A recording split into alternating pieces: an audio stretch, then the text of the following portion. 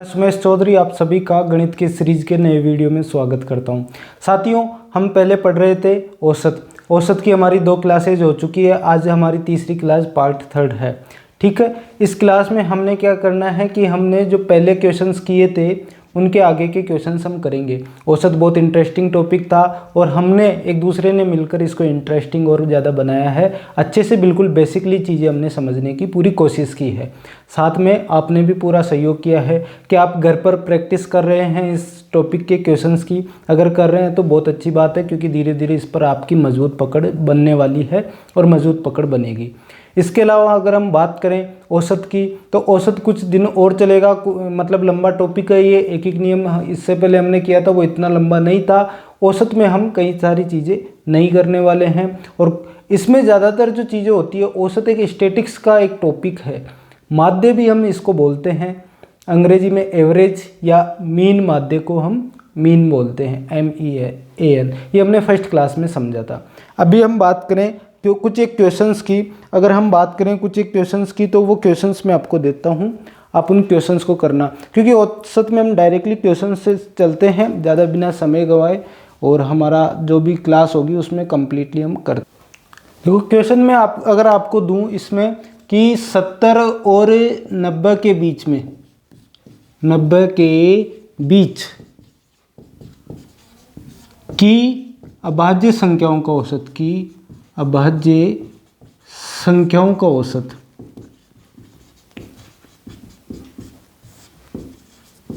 अब बताइए क्या औसत होगा इसका, क्या आंसर होगा, बताओ औसत क्या होगा कि 70 और 90 के बीच की अभाज्य संख्याओं का औसत क्या होगा, बताइए।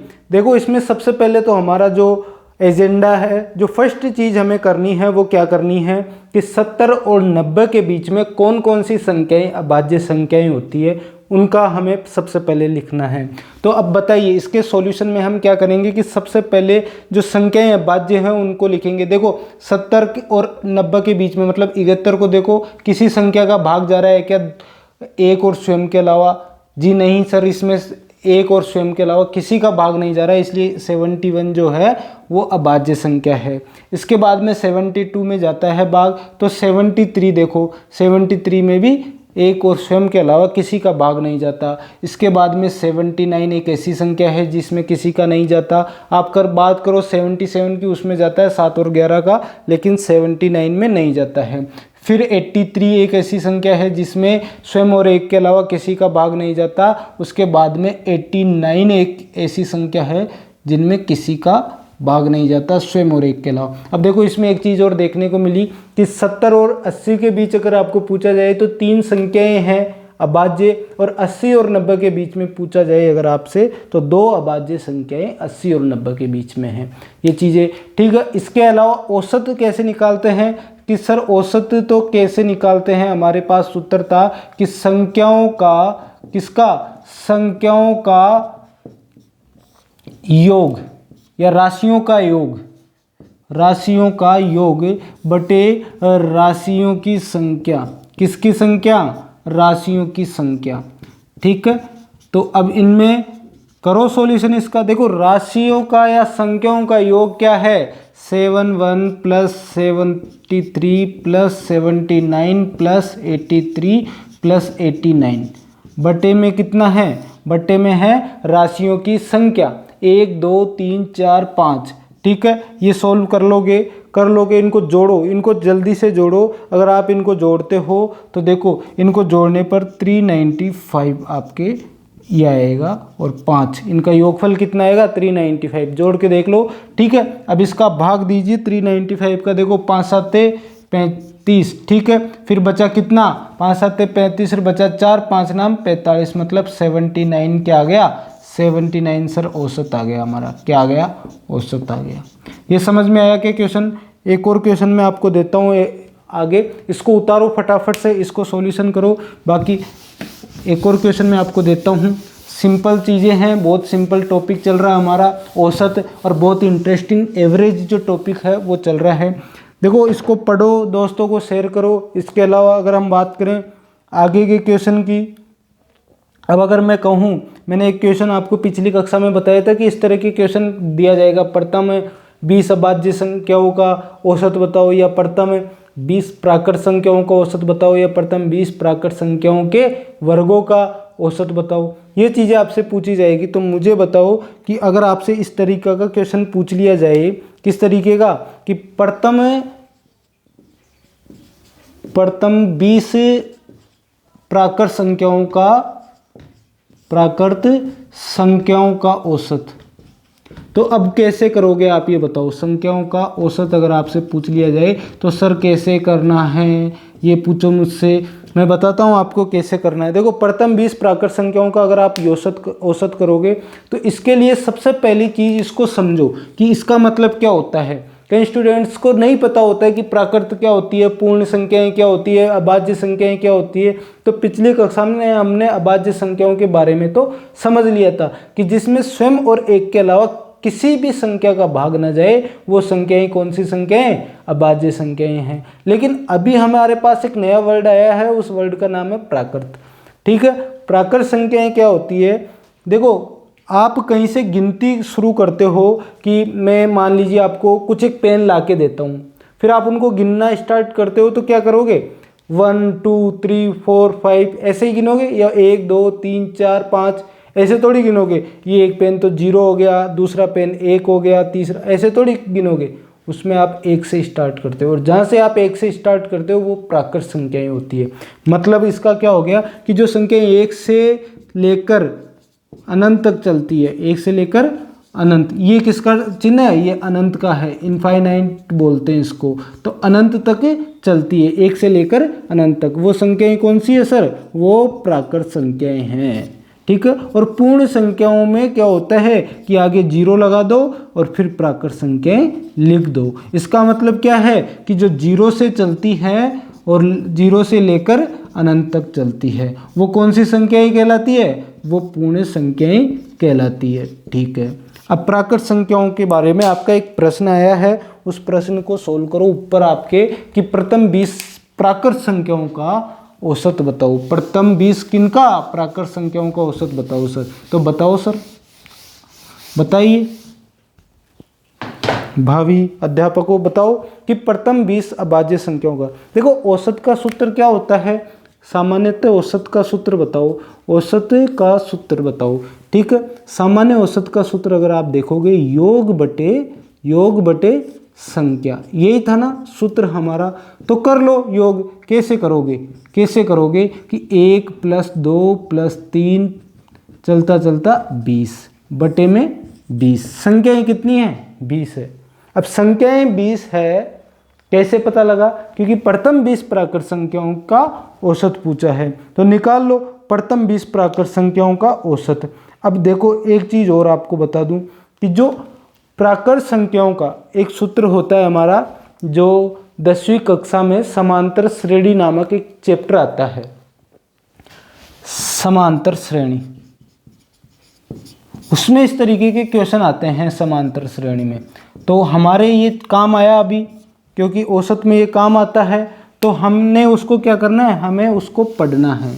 ठीक है, उसका एक सूत्र होता है कि अगर आप प्रथम n संख्याओं का, प्रथम n प्राकृत संख्याओं का अगर आप योग निकालोगे, n प्राकृत संख्याओं का, क्योंकि ये आपको मान लीजिए अभी तो ये 20 बोला है, अभी ये बोले प्रथम n या प्रथम 50 संख्याओं का, प्रथम 50 प्राकृत संख्याओं का योग बताओ या औसत बताओ।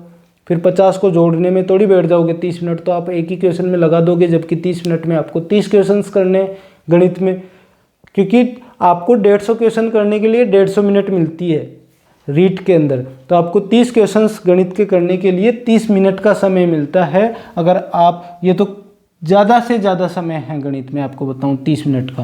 बाकी अब देखो, प्रथम n प्राकृत संख्याओं का योग अगर आपसे पूछा है, संख्याओं का योग, अब इस योग में आपको क्या करना है, देखो इस योग में एक सूत्र होता है योग निकालने का, n और n प्लस, मतलब ब्रैकेट के बाहर n और n+1/2, ये प्रथम n प्राकृत संख्याओं का योग होता है। तो इसके जगह n मतलब जितनी भी वो संख्या दी हुई हो, मतलब 20, तो ये 20 n का मान 20 हो जाएगा, क्योंकि n का मतलब जितनी भी वो संख्याएं दी, अगर यहाँ 50 होता कि प्रथम 50 तो n का मान 50 हो जाता। ये योग निकालने का सूत्र है। अब इस योग की जगह यहाँ ये वाला सूत्र रख दो, ठीक है। तो अब इसका औसत कैसे निकलेगा, इसका औसत निकलेगा ऐसे कि अगर आप n और n+1 ब्रैकेट के बाहर, अब ये ब्रैकेट और n के बीच में किसी भी संख्या का चिन्ह नहीं होता है, उसका मतलब गुणा में होती है वो चीज़ें, ठीक है। इनके बीच में कोई चिन्ह नहीं है, मतलब ये दोनों गुणा में हैं। ये ब्रैकेट के बाहर वाली संख्याएं किस में होती है, गुणा में। अगर प्लस लगा होता तो प्लस में होती, लेकिन कुछ नहीं लगा है तो गुणा में है ये, ठीक है। अब बटे 2 ये तो योग हो गया, और बटे में संख्या ये तो था ही हमारा। अब मुझे बताओ कि n, और इसका पहले तो इसका सॉल्यूशन निकालो। देखो योग का सॉल्यूशन अगर आप इस क्वेश्चन में निकालोगे तो n का मान कितना है, 20 है सर, और फिर 20 इस n का मान, फिर 1, फिर बटे 2। अब अगर आप इसको 2 को इससे काटोगे तो 10 बार कटेगा 20। 2 का पारड़ा तो आता होगा, नहीं आता है तो सीख लो कि अगर आप 10 बार इसको काटोगे 20 बार आएगा, ठीक है। 20 कट गया 10 बार में। अब 10 बार है और अंदर कितना है, 20 और 1 कितना होता है, 21 होता है। 21 को आप अगर 10 से गुणा करते हो तो कितना आता है, 210। अब बटे में 2 तो कट ही गया तो कुछ नहीं बचा, तो इधर कितना आ गया, इसका मान n इंटू n+1 बटे 2 का मान कितना आ गया, 210 बटे संख्या कितनी है, संख्या सर 20 दी हुई थी। 0 से 0 आपने काट दी और 21 बटे 2 आपका मान आ गया। अब 21 बटे 2, अगर 2 का आप 21 में भाग दोगे तो कितना आएगा, 10.5 आएगा। भाग दे के देख लो, ये औसत है आपका, ठीक है।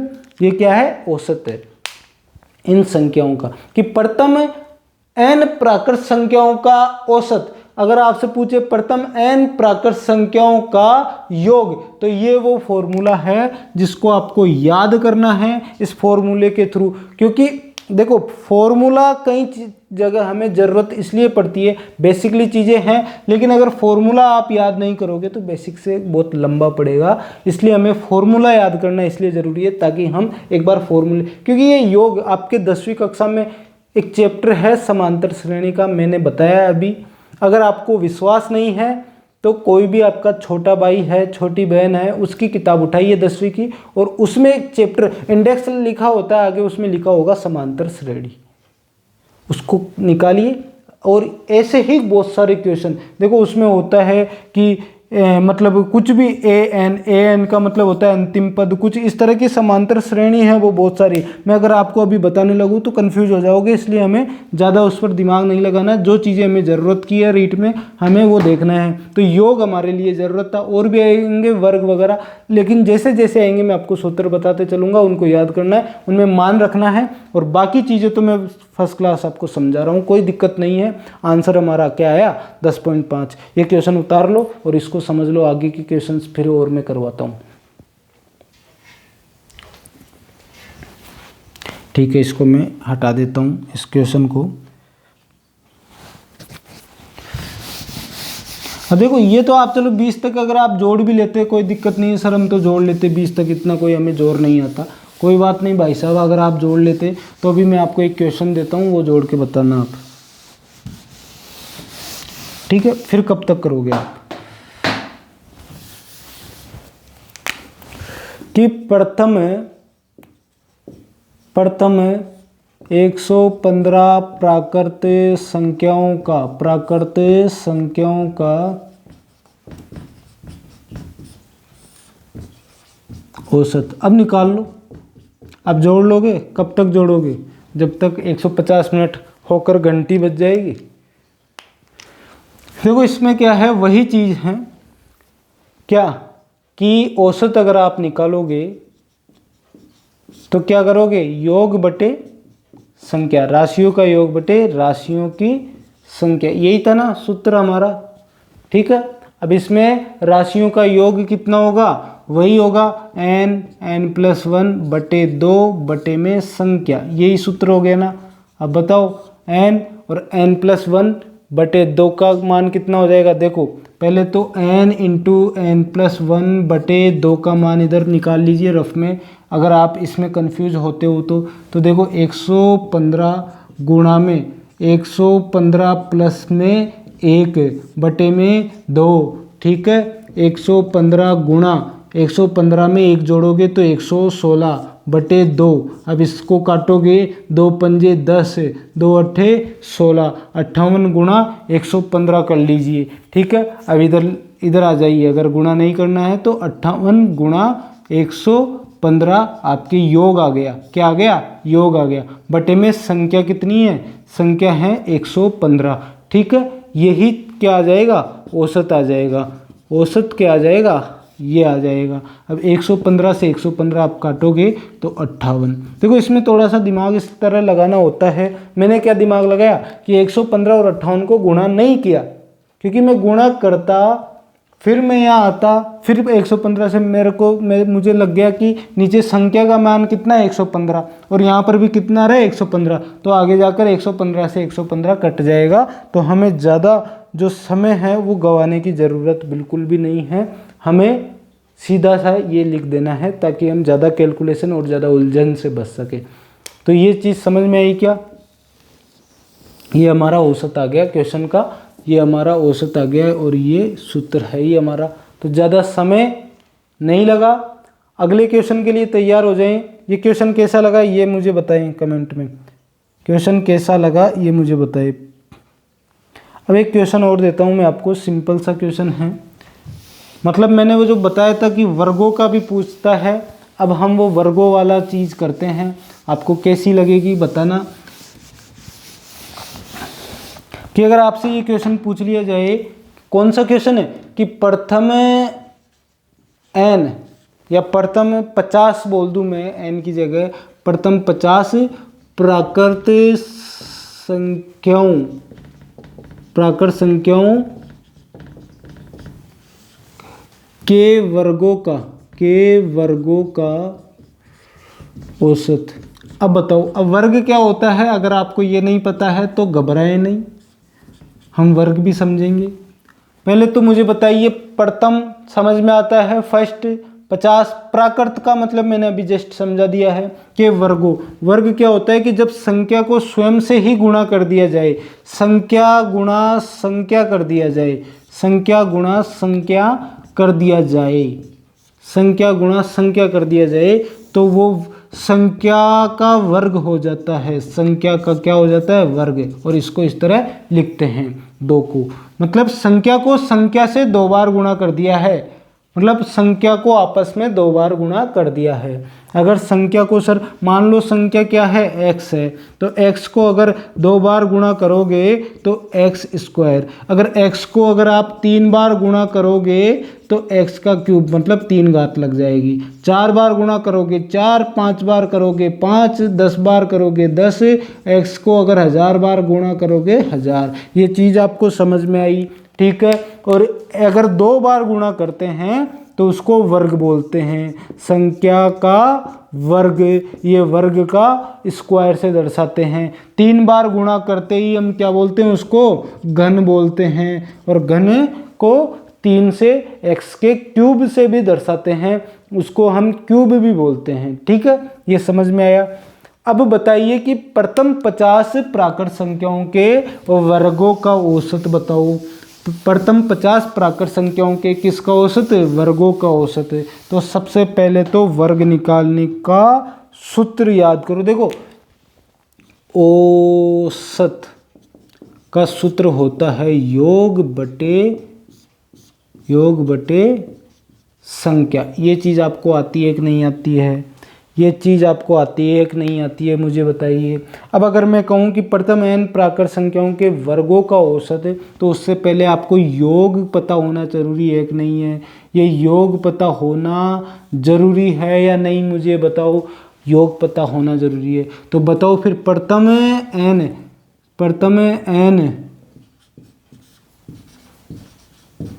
प्राकृत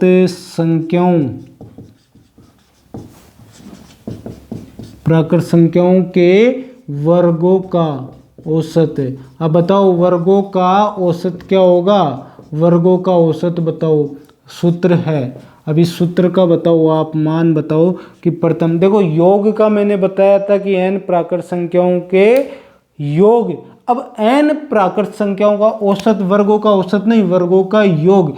पहले तो हमने संख्याओं का योग निकाला था, अब उन संख्याओं के भी वर्गों का हमें योग निकालना है। ठीक है, मतलब क्या हो गया कि 1 का स्क्वायर, 2 का स्क्वायर, 3 का स्क्वायर, 4 का स्क्वायर, ऐसे करते करते करते करते करते लास्ट में 50 का स्क्वायर, प्रथम 50 बोला है इसने, ये करना है हमें। और 1 का स्क्वायर, 1 को 1 से गुणा करेंगे 1 आएगा, 2 को 2 से, मतलब 2 का स्क्वायर मतलब 2 को खुद से ही 2 बार गुणा करना है, तो 2 गुणा 2, ये 3 गुणा 3, ये 4, ऐसे ये 50 गुणा 50। ठीक है, ये चीज़ें हैं, मतलब ये इस तरह से हमें बताना है।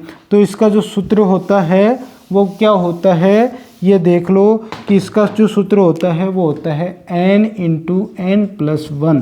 कुछ लगा क्या लगा सर, क्या लगा सर?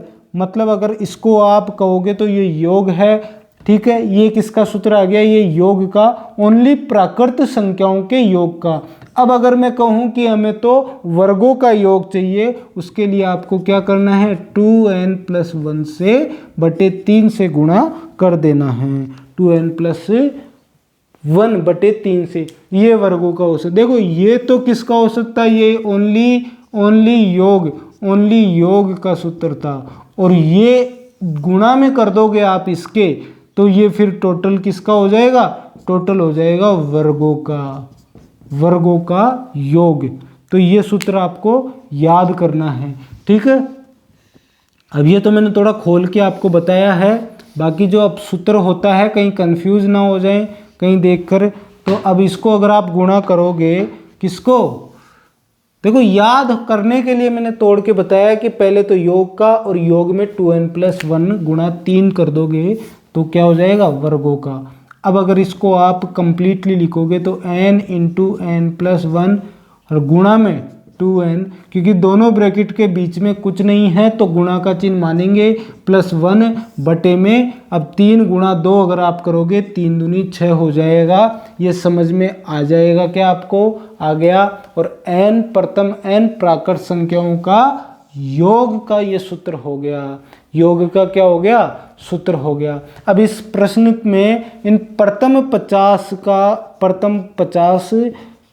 प्राकृत संख्याओं के वर्गों का योग क्या होगा, संख्याओं के वर्गों का योग क्या होगा, बताओ इसमें मान रख के बताओ फटाफट। n का मान कितना हो जाएगा, 50 हो जाएगा, n का मान 50 हो जाएगा। तो निकालो फटाफट से कि n का मान अगर 50 हो गया और इसमें 50 प्लस 1 हो जाएगा, n प्लस 1, इसमें 2 गुणा 50 प्लस 1 हो जाएगा और बटे में 6 हो जाएगा कि नहीं हो जाएगा। फिर 50 गुणा में क्या हो जाएगा, 50 और 1 51 है, और गुणा में क्या हो जाएगा, 50 गुणा 2 100 प्लस में 1 101 बटे 6 हो जाएगा। किसी से कट रहा है क्या, देखो इससे अगर आप काटोगे 2 से तो 2 तिया 6 और ये 25 बार कट गया क्या। अब इसको आप अगर 3 से काटोगे तो 17 बार कट गया ना, ठीक है, कोई दिक्कत नहीं है। अगर आप 101 को भी काटते तो कितनी बार कटता बताओ, 3 तिया 9 और फिर 1 बचता तो नहीं कटता 101 3 से। लेकिन 51 17 3 51, अगर आपको 17 का पार्ट आता है 17 3 51 होता है, नहीं आता है तो देखो 3 एकम 3 2 बचे 3 सत्ते 21। अब ये योग आ गया हमारा 25 गुणा 17 गुणा 101। तो आप क्या करोगे, औसत निकालने के लिए आपको क्या करना है, 25 गुणा 17 गुणा 101 बटे, ये योग बटे संख्या कितनी है, 50 है। तो ये अगर 50 है तो अब बताइए कितना हो जाएगा, ये कितना हो जाएगा बताइए। देखो 25 दूनी 50, अब 17 गुणा 102 करो, 101 करो, 17 गुणा 101 करोगे तो कितना आएगा 1717 बटे में 2 है, 2 का इसमें भाग दो। देखो 2 अट्ठे 16, 1 बचा 2 पंजे 10, 1 बचा 2 अट्ठे 16, ठीक है, 858.5 औसत आ गया। क्या आ गया, औसत। प्रथम 50 प्राकृत संख्याओं के वर्गों का औसत कितना आ गया 858.5। ये क्या आ गया सर, ये औसत आ गया। ये प्रश्न समझ में आए? क्वेश्चन अच्छा लगा? क्वेश्चन समझ में आया क्या? पहले हमने क्या किया, सूत्र लिखा औसत बराबर योग बटे संख्या। फिर हमने क्या किया, फिर हमने ये किया कि प्रथम n प्राकृत संख्याओं के वर्गों का योग, इसका सूत्र लिखा। और इसके सूत्र में क्या करना है कि जो प्रथम, अभी तो वर्गों का योग बता रहे हैं, और पहले हमने क्या बताया था, ओनली प्राकृत संख्याओं का योग, ओनली n प्राकृत संख्याओं का योग। उसमें अगर हम 2n+1 बटे 3 को से गुणा कर देते हैं तो कंप्लीटली वर्गों का योग आ जाता है। ये समझ में आया क्या क्वेश्चन? अगले क्वेश्चन के लिए तैयार रहें।